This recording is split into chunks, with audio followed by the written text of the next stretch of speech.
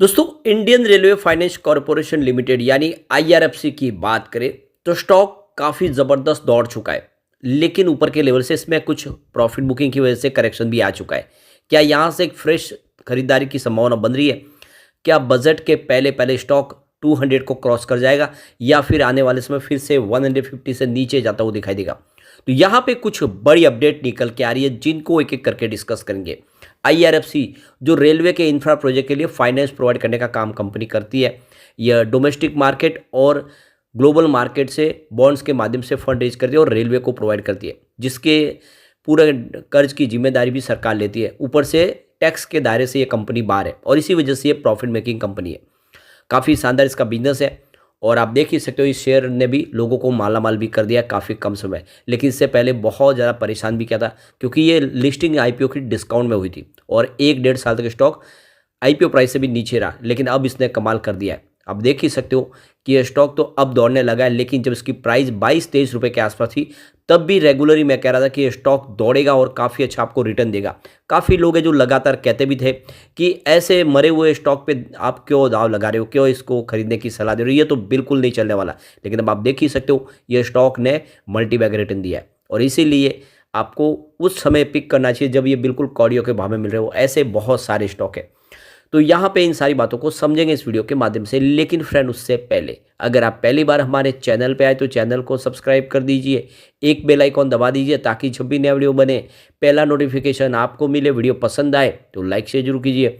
चलो friends, video start करते हैं। मैं हूँ आपका दोस्त एस बी दवे और हमारे अपने चैनल ऑनलाइन कमाई में आपका बहुत बहुत स्वागत है।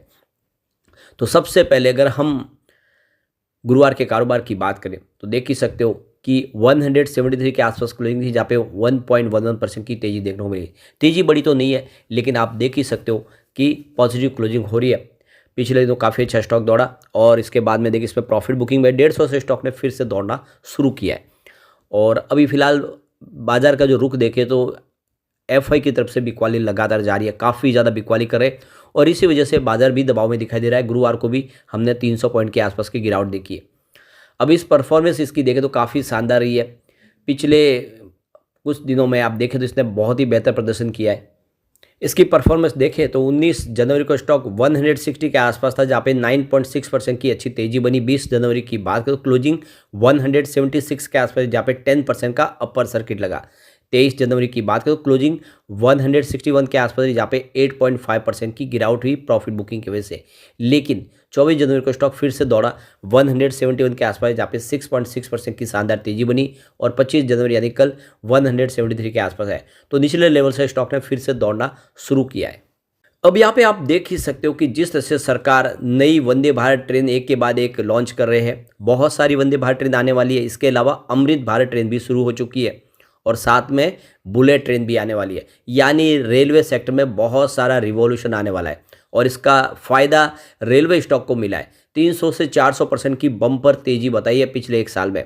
अब इस दौरान देखें तो जो बीएसई सेंसेक्स है वो मात्र 17% ही दौड़ा है, लेकिन इस दौरान अब 400% तक का बम्पर रिटर्न देखा है हमने रेलवे के शेयरों में। देख दो कि फाइनेंशियल 2023-24 में जो बजट में आप देखें रेलवे के लिए जो 2.4 लाख करोड़ का बड़ा बजट में ऐलान किया गया था, एक बड़ी रकम दी गई और पिछले कई सालों के बाद ये बहुत ही ज़बरदस्त थी, जिसका फ़ायदा देखने को मिला और रेलवे भी ज़बरदस्त रिवेन्यू कमा रही है। गवर्नमेंट की तरफ से ऐलान जो किया गया है कि आने वाले 3 से 4 सालों में 5 सालों में 3000 नई ट्रेनें और आने वाली है, यानी बहुत सारा खर्च होने वाला है। इस समय रेलवे कंपनियों की ऑर्डर बुक भी बहुत मजबूत है। आप देखो कि आरवीएनएल जो लगातार बहुत सारे प्रोजेक्ट कर रही है इंडिया में भी और ग्लोबल मार्केट में भी। ऐसे में आईआरएफसी के लिए इसमें बहुत सारी अपॉर्चुनिटी निकल के आ रही है। आईआरएफसी कमाल कर सकता है। अब यहाँ पे जो बड़ी अपडेट एक और निकल के आ रही है, गुरुवार के दिन ही देखें तो यहाँ पे एनपीजी की मीटिंग हुई है, जिसमें ये 64th नेटवर्क प्लानिंग ग्रुप की मीटिंग थी। पीएम गति शक्ति योजना के तहत कुछ बड़े प्रोजेक्ट के लिए यहाँ पे डिस्कशन हुआ है, जिसमें रेल सागर कॉरिडोर प्रोग्राम की तरफ से यहाँ पे कुछ अनाउंसमेंट हुई है। तो देखो कि 3 ग्रीन फील्ड प्रोजेक्ट है जो पूरे करते हुए दिखाई देगी मिनिस्ट्री ऑफ रेलवे और मिनिस्ट्री ऑफ रोड ट्रांसपोर्ट और हाईवेज़ की तरफ से।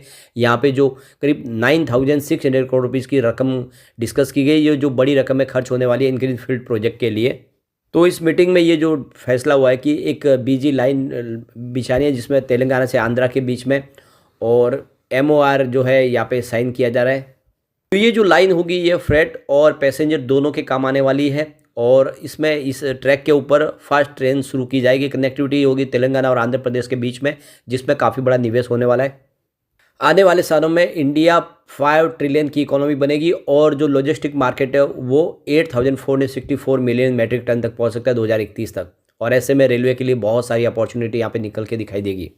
सरकार चाहती है कि इस समय फ्रेट में भी अगर आप देखें तो जो लॉजिस्टिक डिपार्टमेंट में भी सरकार चाहती है कि जो हिस्सेदारी बढ़े, यानी 2031 तक करीब 35% की हिस्सेदारी सरकार बढ़ाना चाहती है। तो ऐसे ही लगातार बहुत सारी नई अनाउंसमेंट हो रही है आने वाले इसमें। आप देख ही सकते हो कि हर ट्रैक को कवच शक्ति से लैस किया जा रहा है। कवच जो ये एक सुरक्षा टेक्नोलॉजी है जिसके माध्यम से जो अपघात होते हैं, जो कोई दुर्घटना हो जाती है, उसको रोका जा सकता है।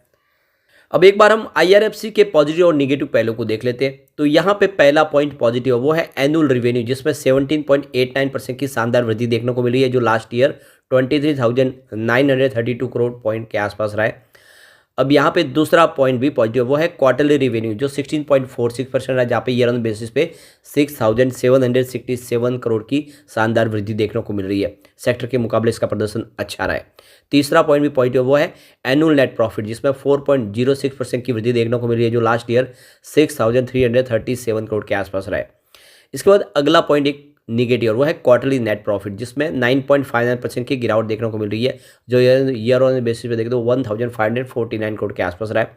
इसके बाद अगला पॉइंट पॉजिटिव वो है स्टॉक की प्राइस, जो 434% की शानदार वृद्धि दिखा रही है। दूसरे सेक्टर के स्टॉक के मुकाबले इसका प्रदर्शन अच्छा है। इसके बाद अगला पॉइंट निगेटिव वो है प्राइस टू अर्निंग रेशियो, यानी पी रेशियो, जो 37.52 है। सेक्टर का पी रेशियो 33.26 है, उसके मुकाबले इसका पी रेशियो थोड़ा सा ज़्यादा है। अब यहाँ पे अगला पॉइंट फिर से निगेटिव वो है डेट टू इक्विटी रेशियो, जो 9.21 है, हायर देन 1 है।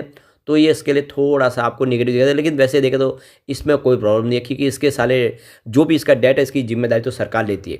इसके बाद अगला पॉइंट न्यूट्रल वो है रिटर्न ऑन इक्विटी ROE, जो 13.93%। तो ये नॉर्मल रेंज के अंदर से 10 से लेकर 20% की रेंज के अंदर ही है। एक पॉइंट यहाँ पे निगेटिव वो है म्यूचुअल फंड की होल्डिंग, जो डिक्रीज हुई है लास्ट क्वार्टर में। इसके बाद अगला पॉइंट फिर से न्यूट्रल वो है प्रमोटर की होल्डिंग, जो 86.36% के पास है, अनचेंज है।